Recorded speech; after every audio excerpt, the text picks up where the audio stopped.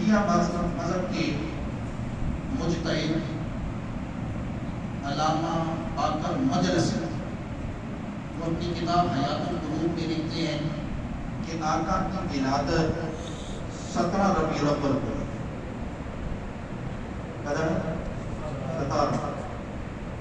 پیران پیر شیخ عبدالقادر جیلانی رحمۃ اللہ علیہ، جن کے نام کی لوگ 11ویں شریف لیتے ہیں، وہ فرماتے ہیں کہ آقا کی ولادت 10 محرم کو۔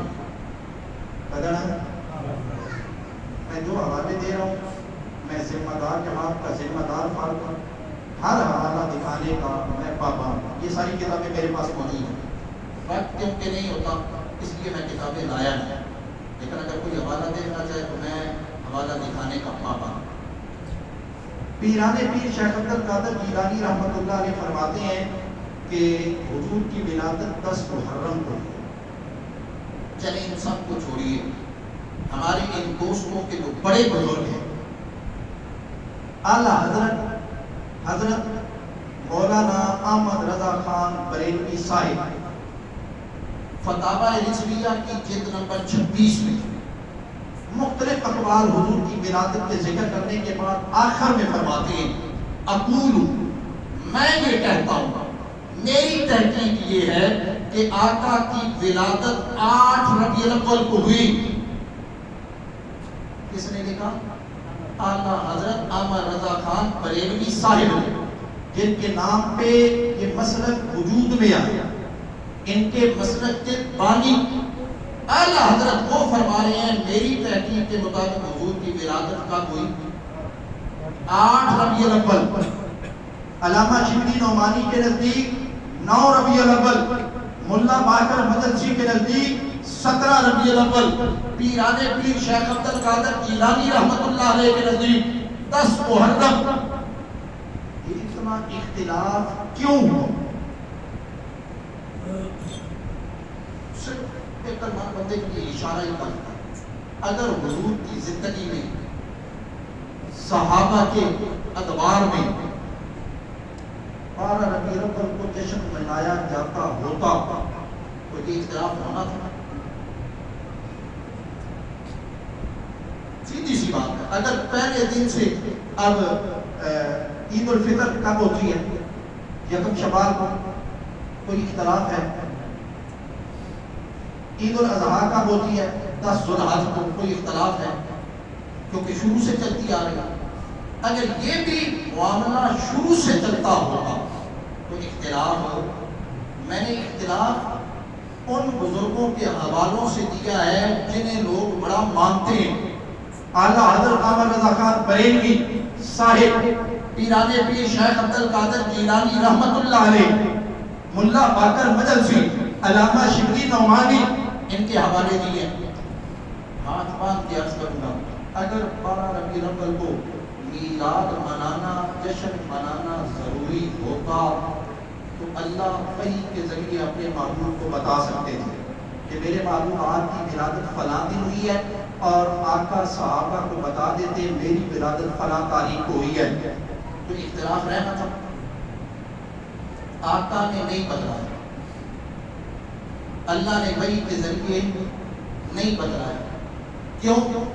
اس لیے کہ یہ جشن اور یہ عید ضروری نہیں تھی۔ اگر ضروری ہوتی تو ضرور بتلا دیتے اور پھر اختلاف نہ رہتا۔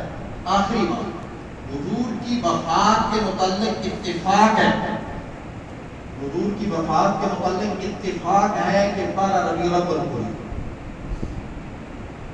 اور میں تو حیران ہوا علامہ پروفیسر ڈاکٹر طاہر القادری صاحب کی کتاب پڑھ کے۔ ان کی کتاب کا نام ہے میلاد النبی، اور میں نے جتنی میلاد کے حوالے سے اپنے دوستوں کی کتابیں پڑھی ان میں سب سے زیادہ مستحکم، مربوط اور مدلل کتاب جو ان کے نزدیک ہو سکتی تھی وہ مجھے یہ لگی۔ اس کتاب کا 7واں چیپٹر ہے، 7واں باب، اس کا عنوان ڈاکٹر طاہر القادری صاحب نے یہ باندھا کہ قرون اولیٰ کے مسلمانوں نے جشن میلاد کیوں نہیں منایا۔ پہلے زمانے کے مسلمانوں نے، صحابہ نے جشن میلاد کے یہ جو میں حوالے دے رہا ہوں میں پھر کہنا چاہتا ہوں ساری کتابیں دکھلانے کا میں پابند ذمہ دار ہوں. اگر کسی نے کوئی حوالہ دیکھ رہا ہو کتابیں میرے پاس موجود میرے پاؤں ریت کی دیوار پہ نہیں ہے.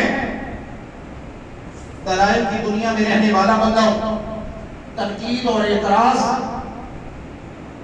کے درمیان کھلا ہوا ہوں. جو بات کروں گا دلیل سے کروں گا. علامہ ڈاکٹر پروفیسر طاہر القادری صاحب وہ فرماتے ہیں کتاب کا نام ہے میلاد النبی 7واں اس کا باب ہے. وہ فرماتے ہیں قرون اولیٰ کے مسلمانوں نے جشن میلاد کیوں نہیں منایا. یہ عنوان باندھنے کے بعد آگے لکھتے ہیں کہ جتنا حضور سے پیار صحابہ کرتے تھے ہم اتنا نہیں کر سکتے. کبھی بھی نہیں. جتنا حضور کا احترام صحابہ کرتے تھے اتنا ہم نہیں کر سکتے. اور جتنا حضور کا میلاد صحابہ منا سکتے تھے ہم اتنا منا نہیں سکتے. پھر سوال یہ پیدا ہوتا ہے کہ صحابہ نے حضور کا میلاد کیوں نہیں منایا. ڈاکٹر طاہر القادری صاحب لکھ رہے ہیں سوال یہ پیدا ہوتا ہے کہ پھر صحابہ نے حضور کا میلاد کیوں نہیں منایا. یہ لکھتے لکھتے آگے ڈاکٹر صاحب لکھتے ہیں کہ صحابہ کی زندگیوں میں جب 12 ربیع الاول کا دن آتا تھا تو جہاں حضور کی ولادت کی خوشی ہوتی تھی وہیں حضور کے وصال کا غم از سر نو تازہ ہو جاتا تھا. کیونکہ 12 ربیع الاول کو حضور کا وصال ہوا, آپ کی وفات ہوئی, آپ اس دنیا سے رخصت ہوئے. جب صحابہ کی زندگیوں میں یہ 12 ربیع الاول کا دن آتا تھا تو حضور کی جدائی کا غم از سر نو تازہ ہو جاتا تھا. اور ان غم زدہ دلوں کے ساتھ صحابہ جشن میلاد نہیں منایا کرتے تھے. آج مان کے عرض کرتا ہوں 12 ربیع الاول کا دن صحابہ کے لیے غم کا دن تھا, تم نے جشن کا بنا دیا. اللہ ہم سب کو سمجھنے کی توفیق عطا فرمائے. وآخر دعوانا